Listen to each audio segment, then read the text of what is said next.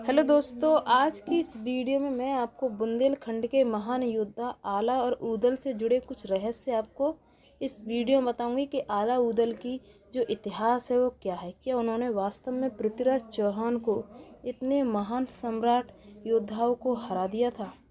बताया जाता है कि आला ऊदल की जो इतिहास है वो सभी राजाओं से हटके है और उन्होंने कुछ ऐसे कार्य किए हैं जो आज तक किसी भी राजाओं ने नहीं किए हैं। तो दोस्तों, आज की इस वीडियो में आपको आला ऊदल का जो इतिहास है वो आपको इस वीडियो बताऊंगी। तो वीडियो को पूरा अंत तक जरूर देखना। आला मध्य भारत में स्थित ऐतिहासिक बुंदेलखंड के सेनापति थे और अपनी वीरता के लिए विख्यात थे।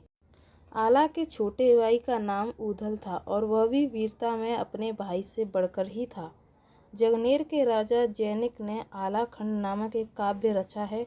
उनमें इन दोनों वीरों की 52 लड़ाइयों की गाथा वर्णित की गई है। ये किस तरीके से उन्होंने 52 लड़ाइयाँ लड़ी और 52 लड़ाइयों में विजयी रहे।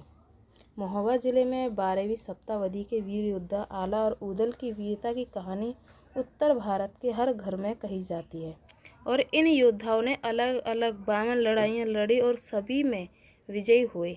दोनों ने पृथ्वीराज चौहान को उनकी सेना को भी लड़ाई में काफ़ी नुकसान पहुंचाया था और ऐसा ही बताया जाता है कि आला ऊदल ने उन 52 लड़ाइयों में एक भी यानी कि कोई भी लड़ाई में नहीं हारे थे। उन 52 लड़ाइयों में भी विजयी रहे थे।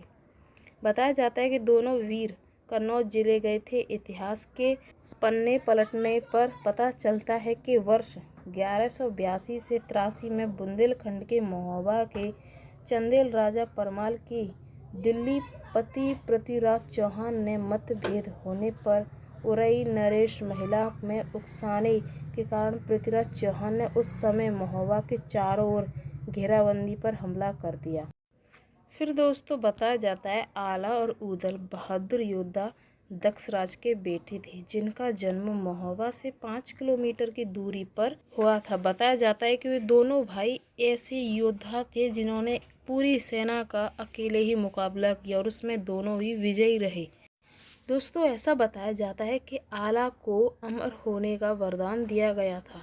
क्या वास्तव में आला अमर थे? तो दोस्तों, इसके पीछे की जानकारी जानते हैं। एक बार क्या हुआ कि जब जैसे कि आला थे घूमते घूमते एक पहाड़ी पर चले गए। उनकी नज़र माँ शारदा की मूर्ति पर पड़ी।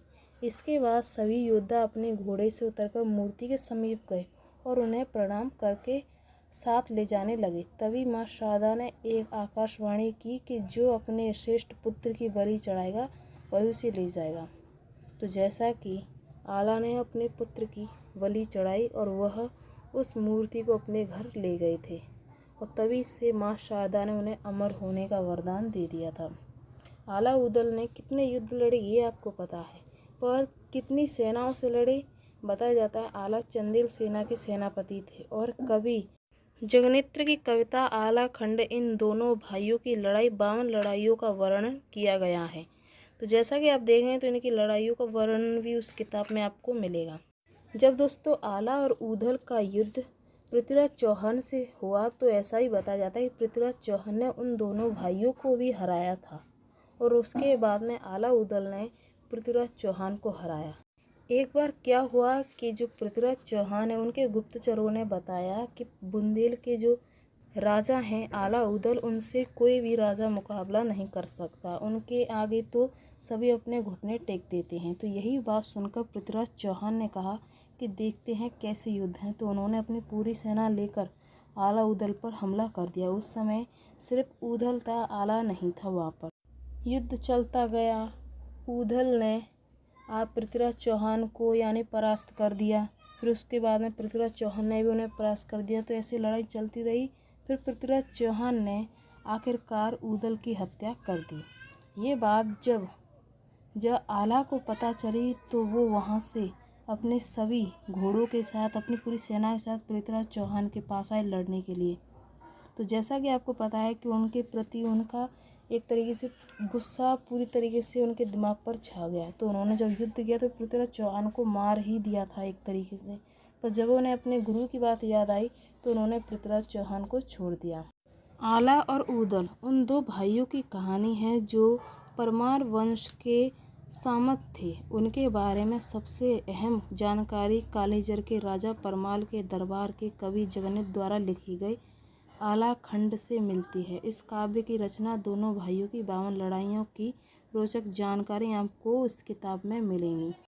तो चलिए दोस्तों, अब मैं आपको उन जगहों को बताऊंगी जहां पर आला उदल का स्थान था। यहाँ पर आपको कुछ ऐसे भी स्थान मिलेंगे जो आला उदल से जुड़े हैं, और यहाँ पर इतनी सुरंगें पाई जाती हैं क्योंकि एक के बाद एक नई सुरंग इस महल पर जाने के लिए आपको मिलेंगी, क्योंकि इस तरीके से बनाया गया है कि यहाँ पर जो गुप्तचर थे और उनके दुश्मन बहुत थे, जिस कारण उन्होंने ऐसी जगह बनवाई थी जहाँ पर उनका परिवार पूरी तरीके से छुप सके, जिसके कारण वैसे तो वो इतने वीर योद्धा थे जिन्हें किसी का भी डर नहीं था। तो दोस्तों, इस वीडियो में आपको आला उदल से जुड़ी पूरी सच्चाई इस वीडियो में पता चली है। दोस्तों, ये उनकी बैठक है, यहाँ पर बैठकर यहाँ पर वो इंसाफ किया करते थे, क्योंकि एक ऐसी जगह थी जिन्हें आज भी उनके नाम से जाना जाता है। तो आप इस जगह को देख सकते हैं, ये आला उदल के नाम से प्रसिद्ध है। आई होप कि आपको वीडियो पसंद है। ये वीडियो पसंद है, वीडियो को लाइक ज़रूर करें।